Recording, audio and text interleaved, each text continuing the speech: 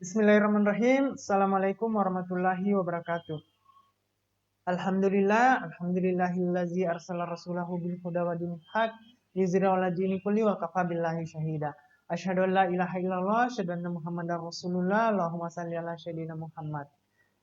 Pertama-tama kita memanjatkan puji syukur atas kehadirat Allah Subhanahu wa taala karena alhamdulillah pada kesempatan ini kita kembali bertemu via online untuk mengadakan pertemuan kelima mata kuliah kewirausahaan dengan tema ide bisnis. Nah, pada pertemuan kali ini saya akan membahas beberapa hal ya. Yang pertama apa itu ide bisnis, kemudian bagaimana teknik mendapatkan ide bisnis, kemudian bagaimana kita mendesain pemikiran kita supaya kita bisa mendapatkan ide bisnis, kemudian nanti ada studi kasus tentang design thinking ya. Oke, yang pertama, apa sih sebenarnya itu ide bisnis ya? Ide bisnis itu adalah segala konsep atau pikiran dan pengetahuan, sebuah mental, pandangan, keyakinan atau rencana dari kegiatan-kegiatan usaha ya. Jadi kalau misalnya kita memiliki sebuah ide, harus kita buatkan rencana-rencana ya. Sebuah usaha yang berpeluang untuk berjalan dengan lancar adalah usaha yang tingkat persaingannya kecil, tapi tingkat kebutuhan pada konsumennya tinggi. Ya, jadi kita berusaha untuk mencari ide yang unik, ya. Tidak banyak orang yang melakukan ide itu, namun ide kita itu sangat dibutuhkan oleh masyarakat umum, ya. Beberapa cara yang dapat digunakan untuk menggali sumber-sumber ide ya. Kita bisa melalui sesuai hobi ya, apa hobi kita ya, supaya nanti hobi itu bisa kita buatkan ide jalur untuk bisa menjadi sebuah bisnis ya. Kalau misalnya ada yang hobinya memasak, ya bisa dengan memasak apa namanya, memikirkan sebuah ide masakan apa yang bagus untuk bisa kita jadikan sebuah bisnis ya. Terus yang kedua, sesuai dengan keahlian, apa keahlian yang kita miliki ya. Mungkin dari teman-teman ada yang memiliki keahlian misalnya pintar untuk membuat mendesain misalnya lemari, mendesain sebuah perabot alat-alat rumah tangga. Nah, itu bisa digunakan sebagai ide bisnis ya, menjadi sebuah bisnis. Terus yang ketiga merupakan usaha warisan ya, misalnya orang tua kita usahanya apa ya, kita mewarisi usaha dari orang tua kita ya. Nah, itu kan dia sudah ada apa namanya, sudah tersistem, kita hanya perlu untuk melanjutkan dan melakukan pengembangan supaya bisnis yang diwariskan kepada kita itu bisa berjalan dengan baik. Terus yang keempat, membuat inovasi baru ya. Kita juga bisa melakukan inovasi-inovasi ya terhadap apa-apa yang ada di sekitar kita yang tentunya berbeda dengan yang sudah ada. Terus yang kelima, menyesuaikan dengan kebutuhan sekitar ya. Kira-kira kebutuhan apa yang paling banyak dibutuhkan oleh orang-orang di sekitar kita. Nah, itu bisa kita pikirkan idenya, ide apa yang cocok supaya kebutuhan tersebut bisa terpenuhi. Terus yang keenam, pengalaman pribadi ya. Teman-teman punya pengalaman, silahkan mungkin bisa menjadi sebuah ide bisnis ya. Hobi sudah tadi ya.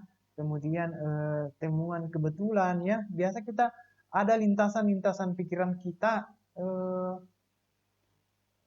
kadang-kadang datang tiba-tiba. Nah, silakan dicatat kemudian dirumuskan. Kira-kira bisa tidak menjadi sebuah bisnis.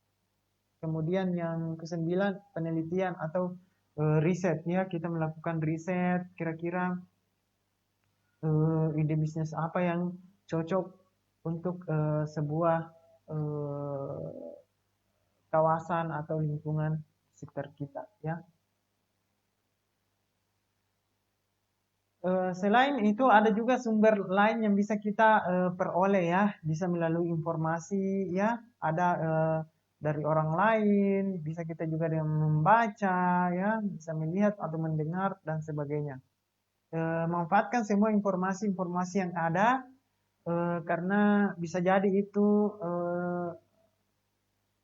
ada ide bisnis yang bisa kita jalankan dari informasi tersebut ya. Terus bisa juga kita melalui ilmu pengetahuan ya, bisa melalui pendidikan, pelatihan ya, karena banyak sekali itu pelatihan di luar sana yang diadakan oleh instansi atau lembaga atau organisasi dan sebagainya yang bisa mengupgrade ide bisnis yang baik ya. Melalui pendidikan di semua perguruan tinggi itu sudah diwajibkan untuk mata kuliah kewirausahaan. Banyak sekali di situ nantinya diajarkan ide-ide bisnis yang bisa kita dapatkan ya. Kemudian adanya tuntutan ya, ada permintaan karena kebutuhan dan lain-lain ya. Cara menggali ide bisnis ya. Yang pertama memanfaatkan internet dan media elektronik ya. Ya, bisa kalau di internet kita bisa melakukan searching engine ya.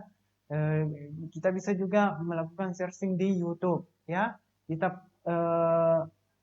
ingin mencari ide bisnis, semua ada tersedia di YouTube ya, atau media televisi dan sebagainya. Kita juga bisa membaca buku referensi bisnis ya, banyak sekali buku-buku yang bercerita tentang bisnis. Silahkan dipilih kemudian dibaca dengan baik ya. Kalau di sini saya mencontohkan ada Entrepreneur Talks ya, 7 strategi mengembangkan bisnis.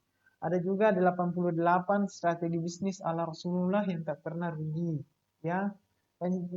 Banyak sekali inspirasi-inspirasi yang bisa kita dapatkan dari buku-buku seperti ini ya. Hanya 2 menit Anda bisa tahu potensi rezeki Anda ya. Ini juga bisnis online miliaran ada juga. Nah, dan ini ada satu buku yang cukup sangat banyak digemari ya oleh pengusaha-pengusaha, yaitu scale up ya, harganya 1.085.000 ya. Ini tebal bukunya ini 300-an halaman, hampir 400 ya. Dan ini berjilid-jilid, ini jilid satunya ya. Nah, di buku ini kalian juga bisa mendapatkan reviewnya melalui YouTube ya. Jadi banyak sekali sarana yang bisa kita manfaatkan untuk menggali ide bisnis kita ya. Yang ketiga, mengikuti berbagai kegiatan seminar bisnis ya. Ya, di sini saya mencontohkan ada dua ya, dosen jualan sama Ibu Santoso. Dan masih banyak sekali kegiatan seminar, webinar yang bisa kita kita ikuti untuk mendapatkan ide-ide bisnis ya. Terus yang keempat, mengunjungi pameran bisnis ya, karena di situ sudah banyak produk-produk yang dihasilkan dari sebuah bisnis yang ada di pameran tersebut ya. Jadi kita melihat, siapa tahu kita terinspirasi dan bisa kita jadikan usaha ya. Banyak sekali, setiap provinsi, setiap kota, setiap daerah itu pasti setiap tahun itu melakukan pameran usaha, hasil bumi dan sebagainya. Di situ bisa menjadi inspirasi kita untuk menggali ide bisnis.